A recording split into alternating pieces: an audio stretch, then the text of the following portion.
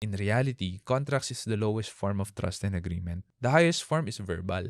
If I can trust you and verbal lang and we commit to each other That's it. what else we need, everything we needed to do, that's it. That's the highest form of trust. Eh. The lowest form is when we need to have a contract because Yes. that means I don't trust you and you don't trust me.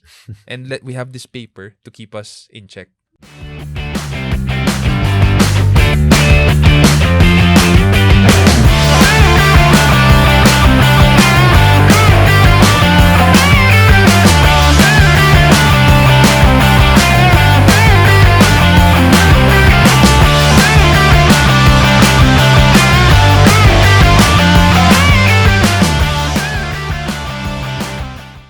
However good unity is in any organization, Mm. some people still leave. Mhm. Some people resign. Maybe they're going in a different direction. But sometimes people do it in not a very good way. In other words, they go AWOL, Mhm. right?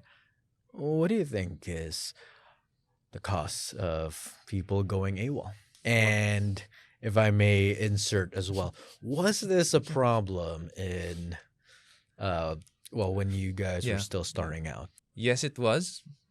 We have had recent experiences with AWOL a year ago.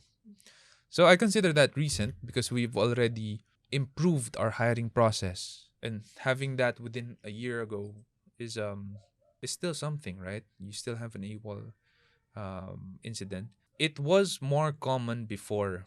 And the reason why is because they got in too easy. And I hired the wrong people.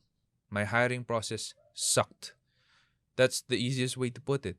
It was just one seating. I had a couple of questions which were really not good questions, and they would get in immediately just because we needed help. Just because I needed someone in that spot. That's a really bad reason. I should have worked harder to fulfill my need in that spot than hire the wrong person to take that spot, create problems, and then leave it Mhm. with problems. And I Mhm. need to fix it anyway and hire again anyway. Right? For me, yun ang problema eh. I hired the wrong people.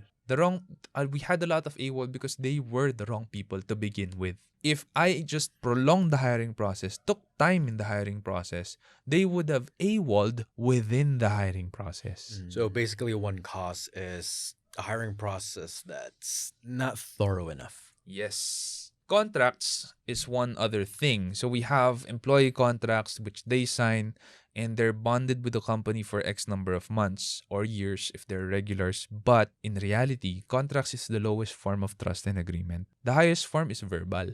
If I can trust you and verbal lang and we commit to each other That's it. what else we need, everything we needed to do, that's it. That's the highest form of trust. Eh. The lowest form is when we need to have a contract because Yes. that means I don't trust you and you don't trust me.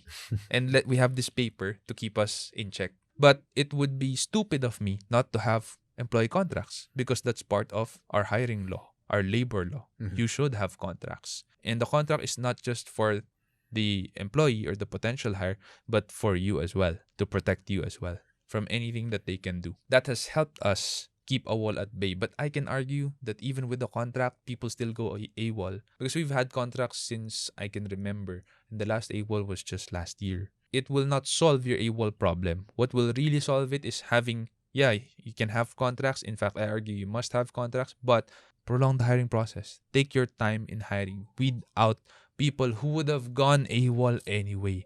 Now, the reason why they go AWOL is several. I really cannot tell you their reasons. Some people will suddenly accept a bigger job offer. And those are Mercenaries. mercenaries, Yeah. exactly. Some people would have family problems, life problems. I don't know if they're telling the truth since I really don't know them. And we have not invested too much in them when they went AWOL. I'm just like, okay, then you have family problems. Bye. But what we do is put them in a blacklist. And we tell our HR, never hire from this blacklist. So we have a list of people who are not really desirable for us to hire. And we don't get them again.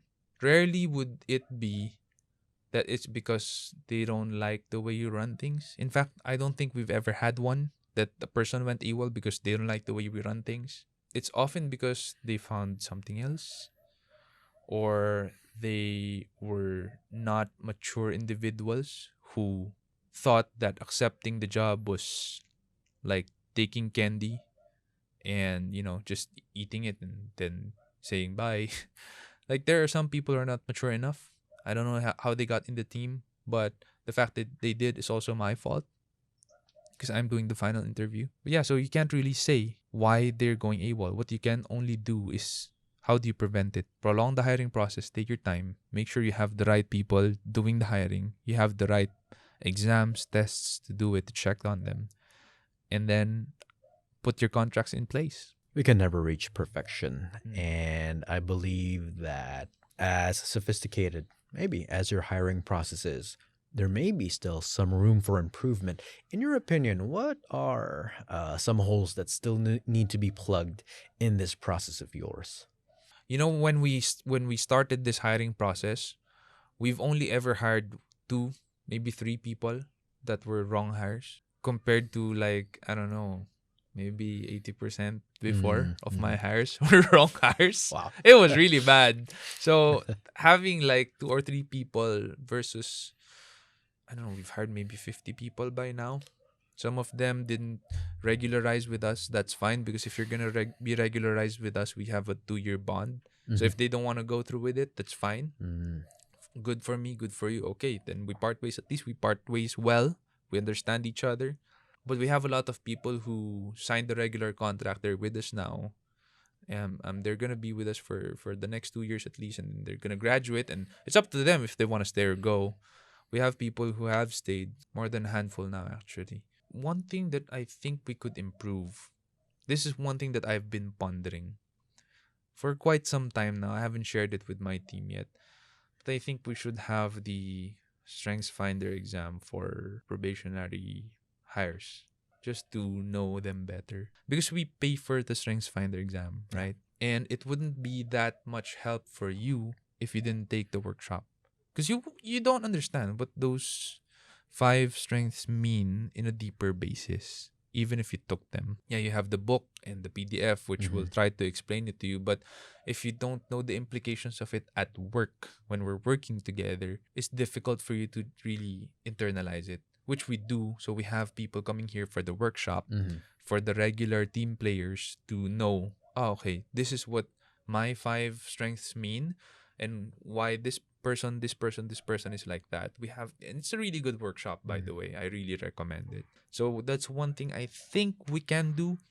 My wife Apple has suggested that we do the Strengths Finder in the hiring process, which my opinion on that, when we were talking about it, is too risky, because I'm going to be paying. What if the person does not get accepted? It's pretty costly. Yeah. It's costly, right? What are we going to be doing with that profile? And they're gone. Yeah. So we're still trying to improve it. That much I can tell you. We're thinking of ways to improve it. Right now, it's working fantastically for us. I know someone, by the way. He's a Strengths Finder coach. If you want, I can hook you up with him. Val? Yeah. Shout out to Val Bagos. Val Bagos. Yeah, but I know couple. But yeah, one of these days, maybe you're gonna be here, Val. Oh, yeah, I'm sure. Maybe Yeah. your next guest. Maybe my next guest, actually. That's what I'm thinking.